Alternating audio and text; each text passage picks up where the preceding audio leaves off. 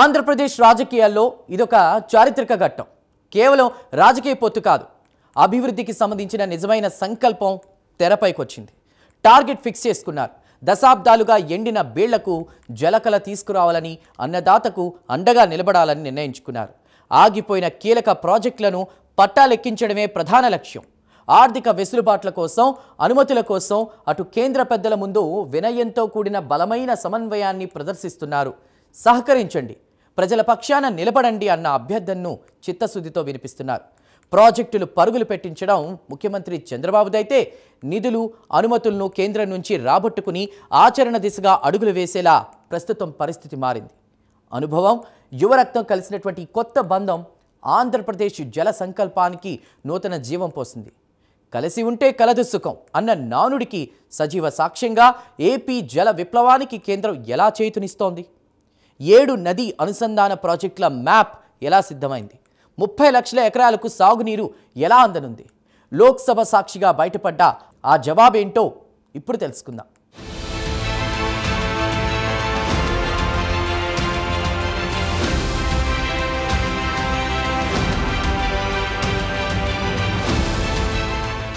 కలిసి ఉంటే కలదు సుఖం అన్న నానుడి ఇప్పుడు ఆంధ్రప్రదేశ్ విషయంలో అక్షరాలా నిజమవుతోంది. కేంద్రంలో టీడీపీ, జనసేన కీలక భాగస్వాములుగా ఉండడం రాష్ట్ర అభివృద్ధికి కేంద్రం నుంచి లభిస్తున్న పూర్తిస్థాయి మద్దతును స్పష్టం చేస్తోంది. ముఖ్యంగా ప్రాజెక్టుల విషయంలో నిధులు, అనుమతులు శరవేగంగా మంజూరవుతుండడం రాష్ట్రానికి గొప్ప ఊపునిచ్చింది. ఆంధ్రప్రదేశ్ను వ్యవసాయ జీవనాడిగా మార్చే సంకల్పంతో రాష్ట్ర కూటమి ప్రభుత్వం ముందుకు సాగుతుంటే కేంద్రం దానికి తన వంతు చేయూతను అందిస్తోంది.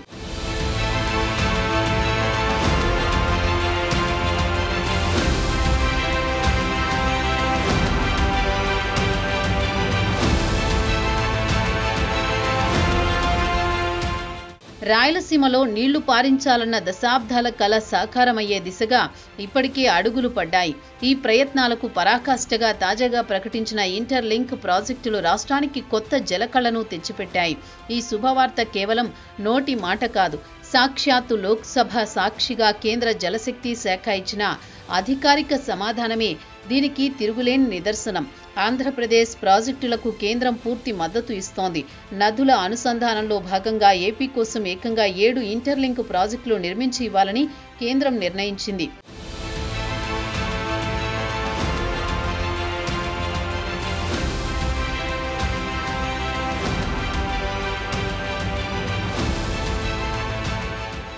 బృహత్తర నదుల అనుసంధానం ద్వారా రాష్ట్రానికి కేవలం తాగునీరు, పారిశ్రామిక అవసరాల కోసం ఏకంగా 120 టీఎంసీలకు పైగా జలాలు అందనున్నాయి. ఈ వివరాలను లోక్సభలో ఎంపీ అప్పలనాయుడు అడిగిన ప్రశ్నకు కేంద్ర జలశక్తి శాఖ రాతపూర్వకంగా సమాధానమివ్వడం ద్వారా ఈ ప్రాజెక్టుల వివరాలు వెలుగులోకి వచ్చాయి. గోదావరి, కావేరీ లింకుతో సంబంధం లేకుండానే 7 అనుసంధాన ప్రాజెక్టులలో ఆంధ్రప్రదేశ్ భాగస్వామిగా ఉండనుంది. నేషనల్ పర్ఫెక్టివ్ ప్లాన్ కింద 7 ప్రాజెక్టులను ఏపీలో చేపట్టనున్నట్లు కేంద్రం స్పష్టం చేసింది. ఈ 7 లింకుల ద్వారా ఆంధ్రప్రదేశ్లోని దాదాపు 30 లక్షల ఎకరాలకు సాగునీరు అందించాలని లక్ష్యంగా పెట్టుకున్నారు.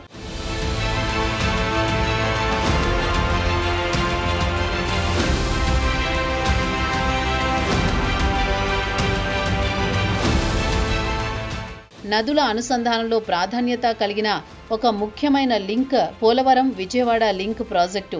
1980లలో ద్వీపకల్ప నదుల లింకులో భాగంగా దీనిని ప్రతిపాదించారు. 1999లోని దీనికి సంబంధించి ఫీజిబిలిటీ రిపోర్ట్ తయారైంది. ఇదే ప్రాజెక్టును రాష్ట్ర ఇందిరాసాగర్ పోలవరం ప్రాజెక్టుగా చేపట్టింది. దీనికి సంబంధించి డిపిఆర్ను 2005లో సమర్పించగా 165 టీఎంసీల నీటిని పోలవరం కుడికాల్వ ద్వారా తరలించేలా డిపిఆర్ను 2009లో రూపొందించారు.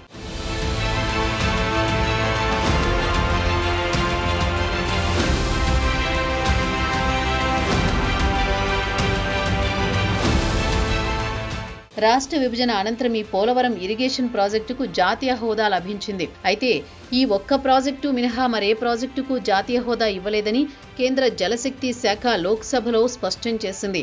పోలవరం విజయవాడ లింక్ ద్వారా 3 లక్షల ఎకరాలకు నీళ్లివ్వనున్నారు. ఇందులో తాగునీరు, పరిశ్రమల అవసరాల కోసం 1.18 టీఎంసీలను కేటాయించారు. అదనంగా ఈ లింకు కింద తాగునీరు, పరిశ్రమల అవసరాల కోసం మరో 11 టీఎంసీలను కూడా కేటాయించనున్నారు.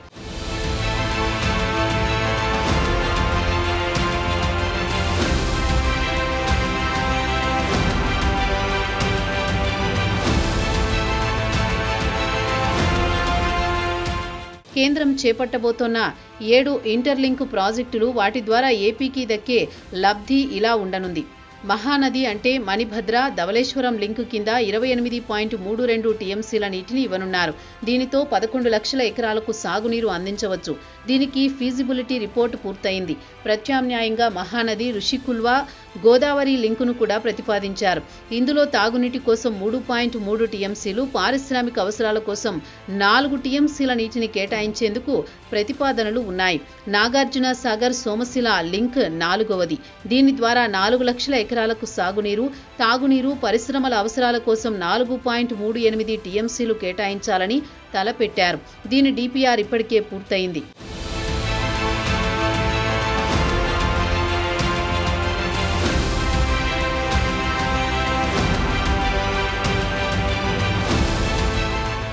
Srisailam Somasila link project DPR కూడా పూర్తయింది. దీని ద్వారా అదనంగా 2 టీఎంసీల నీటిని కేటాయిస్తారు. ఆల్మట్టి సోమశిల లింక్ డిపిఆర్ కూడా పూర్తయింది. దీని ద్వారా 1.5 టీఎంసీల నీటిని అందించాలని లక్ష్యంగా పెట్టుకున్నారు. సోమశిల కావేరీ లింకు ద్వారా 2 టీఎంసీల తాగునీరు, పారిశ్రామిక అవసరాలకు నీటిని కేటాయించనున్నారు. దీని ద్వారా 1,00,000 ఎకరాలకు సాగునీటిని అందించనున్నారు. ఈ ప్రాజెక్టు డిపిఆర్ సైతం పూర్తయింది.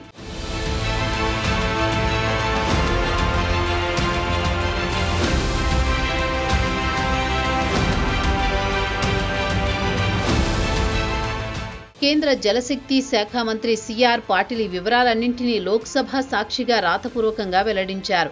ఈ 7 ఇంటర్లింక్ ప్రాజెక్టులు ఆంధ్రప్రదేశ్ వ్యవసాయ, పారిశ్రామిక, తాగునీటి అవసరాలకు ఒక పెద్ద బలాన్ని ఇవ్వనున్నాయి. రాష్ట్ర భవిష్యత్తుకు జలభద్రతను అందించడంలో ఇవి కీలక పాత్ర పోషించనున్నాయి. కేంద్ర జలశక్తి శాఖ లోక్సభలో వెల్లడించిన సమాచారం ప్రకారం ఈ 7 ఇంటర్లింక్ ప్రాజెక్టులలో చాలా వాటికి సంబంధించి కీలకమైన పనులు ఇప్పటికే పూర్తయ్యాయి. డిపిఆర్ పూర్తి కావడం అంటే ప్రాజెక్టు యొక్క సాంకేతికత, ఆర్థిక అంశాలు, డిజైనర్, వ్యయ అంచనాలు సిద్ధంగా ఉన్నట్లు. దీనివల్ల అనుమతులు, నిధులు సమీకరణ ప్రక్రియ మరింత వేగంగా అవుతుంది.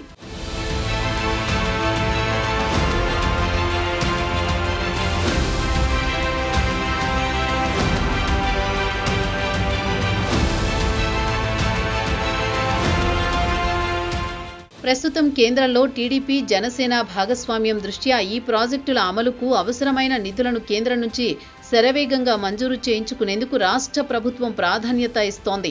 ఇంటర్లింక్ ప్రాజెక్టులు సాధారణంగా కేంద్ర పథకాల పరిధిలోకే వస్తాయి. కేంద్ర నిధులతో పాటు రాష్ట్ర వాటా నిధులను కూడా త్వరగా సమకూర్చుకోవడానికి రాష్ట్ర జలవనరుల శాఖ కసరత్తు చేస్తోంది. గోదావరి, కావేరీ అనుసంధాన పథకంలో ఏపీ భాగస్వామ్యంపై కూడా ఉన్నత స్థాయి చర్చలు జరుగుతున్నాయి. కేంద్ర జలశక్తి శాఖ ఈ ప్రాజెక్టులను వేగవంతం చేయడానికి అంతర్రాష్ట్ర జల వివాదాలు తలెత్తకుండా సమన్వయం చేసేందుకు ప్రత్యేక చర్యలు తీసుకుంటున్నారు.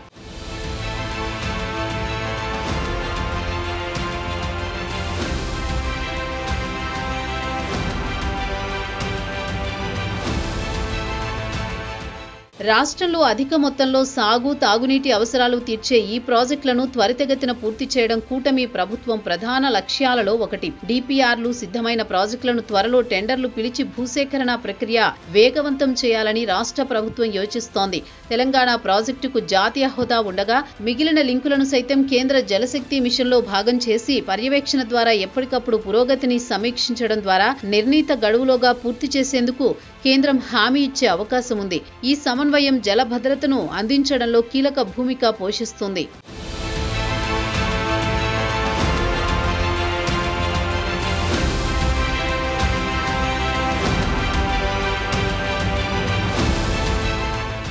ఈ కీలకమైన ప్రాజెక్టులు వేగవంతమైన అమలు వెనుక కేవలం రాజకీయ సమన్వయమే కాదు, ఈ నాయకత్వంలో ఉన్న అనుభవం, చంద్రబాబు రూపంలో ఉత్తేజం, పవన్ కళ్యాణ్, నారా లోకేష్ యొక్క మేధో కలయిక స్పష్టంగా కనిపిస్తోంది. ముఖ్యమంత్రి విజన్, వ్యూహాత్మక ఆలోచనలకు డిప్యూటీ సీఎం, మంత్రి కుడి ఎడమ భుజాలుగా నిలబడ్డారు. పవన్ కేంద్రంలో జనసేన తరపున కీలక పాత్ర వహించడం, లోకేష్ యువనాయకుడిగా పరిపాలన, సాంకేతిక అంశాలపై దృష్టి పెట్టడం ద్వారా ప్రభుత్వ ఆలోచనలు, నిర్ణయాలు శరవేగంగా కార్యరూపం దాల్చుతున్నాయి.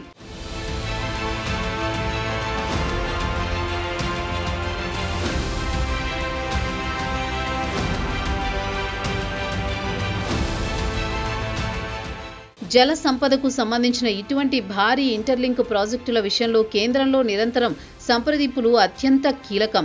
ఈ విషయంలో నాయకత్వం త్రయం పూర్తి స్థాయిలో దృష్టి పెట్టింది. ముఖ్యమంత్రి ఆలోచనలను, రాష్ట్ర అవసరాలను కేంద్ర జలశక్తి శాఖతో పాటు ఇతర కీలక మంత్రిత్వ శాఖల వద్దకు బలంగా తీసుకువెళ్లడంలో ఉప ముఖ్యమంత్రి పవన్ కళ్యాణ్ చురుకైన పాత్ర పోషిస్తున్నారు. అదేవిధంగా రాష్ట్రానికి మంజూరైన నిధులు, అనుమతులు ఆయా ప్రాజెక్టుల సమయంలో అందేలా పనులు ఎక్కడా ఆగిపోకుండా క్షేత్రస్థాయిలో పర్యవేక్షణ, అధికారిక సమన్వయాన్ని నారా లోకేష్ చూస్తున్నారు. ఈ పటిష్టమైన యంత్రాంగం ప్రాజెక్టుల అమలులో జాప్యాన్ని పూర్తిగా తగ్గించి జల లక్ష్యాన్ని సాకారం చేయడానికి తోడ్పడుతుంది.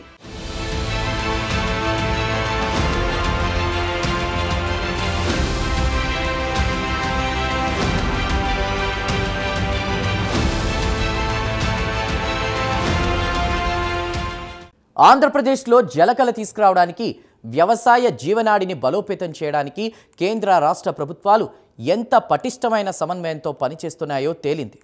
కలిసి ఉంటే కలదు సుఖం అన్న నానుడికి సార్థకత చేకూరుస్తూ కీలకమైన 7 నదీ అనుసంధాన ప్రాజెక్టుల ద్వారా 30 లక్షల ఎకరాల కల సాకారం కాబోతోంది. ప్రాజెక్టుల డిపిఆర్లు సిద్ధమయ్యాయి. నిధులు, అనుమతులు కూడా కేంద్రం నుంచి శరవేగంగా వస్తున్నాయి.